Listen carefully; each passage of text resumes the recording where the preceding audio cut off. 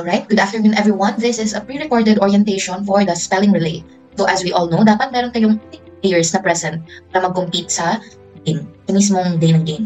However, we allowed to have 2 reserved players. So kumbaga sa auditorium, meron ng 10 seats na reserved per team rather. Now, pero 8 lang ang maglalaro.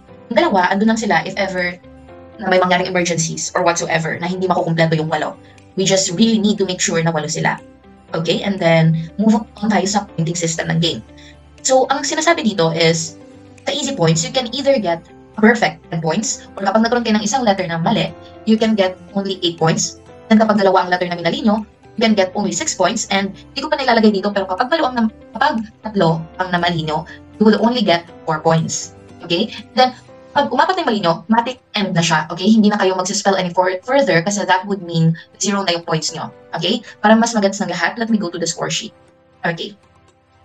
Now, for example, these spades, lahat sila, 8 players, mama sila with every letter that they mention. So that would mean 10 points sila kasi walang nagkamali, walang naitaas na red flag. However, kapag may nagkamaling isa, kunwari, si player 3, nagkamali ng letter, so may tataas na red flag. Makikita nyo yan kasi nasa harap ng players ang red flag. That means 8 points na lang ang possible na makuha kasi ng isang nagkamali. Now, for, kunwari naman, si player 2 at 3, nagkamali sila. That means 2 red flag na ang naitaas. Ang pwede nyo na lang makuha ay 6 points. And then, the next word ay 2 nagkamali. Let's say si player 2, 3 at 5. So si 2, 3 at 5 nagkamali. At 3 na yung red flags na i-erase sa harap nyo. That means 4 points na lang ang makukuha nyo. And kapag wala talagang, hindi naman sa wala talagang naitama, pero like lumagpas na sa 3 errors, so 4 letter errors on words, 0 points na siya. So, ito na i-compute yung scores nyo. It would be for item number 1, item number 2, item number 3, 4, 5, so on, ng easy round, dito total sila. And then kung ano yung score mo dito, kunwari 28 na siya, may lagi siya dito sa total score per each round. Ayan, and then this would be also done with the average difficult. So kung sino may pinakamataas na score dito sa column na ito, sila yung mananalo. And dito na rin magbe-base for the placers. Like kung sino ang champion, sino ang first runner-up, sino ang second runner-up, at sino ang third runner-up. So just to clarify, ito ang floor plan for the auditorium.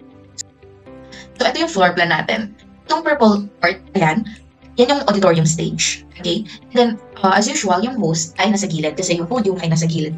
And ito, nakikita nyo, nasa isang line lang si players 1 to 8. And then, sa baba ng stage, actually, ang flaggers. Para makita nyo sila, nasa harap ng players, palagi ang flaggers, and 3 lang sila. That means, if nakataas na silang lahat ng flag nila, 3 errors na kayo. And once you make another error, that would mean 0 na yung points na mailalagay sa score sheet. Okay? Now, ito yung audience. And dito kayo nakaupo kayo sa audience side, sa may right side kayo ng stage aakyat. Okay? Kasi bandang right din kayo nakaupo.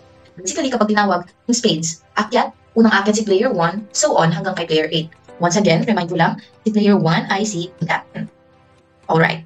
Now, after this video, after ko masend ito sa teams natin or teams ng players and volunteers, I will be giving another list of words na mailalagay dun sa bunutan.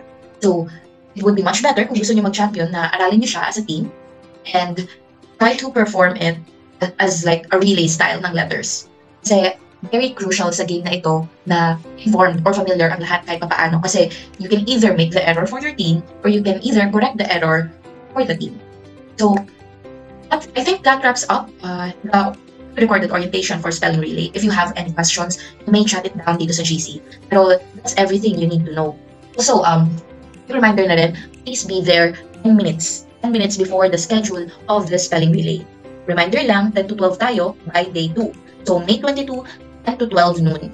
Okay, so I will be expecting everyone na nasa bus na sila ng auditorium na attendance by 9:50. Alright? So, okay, that's it.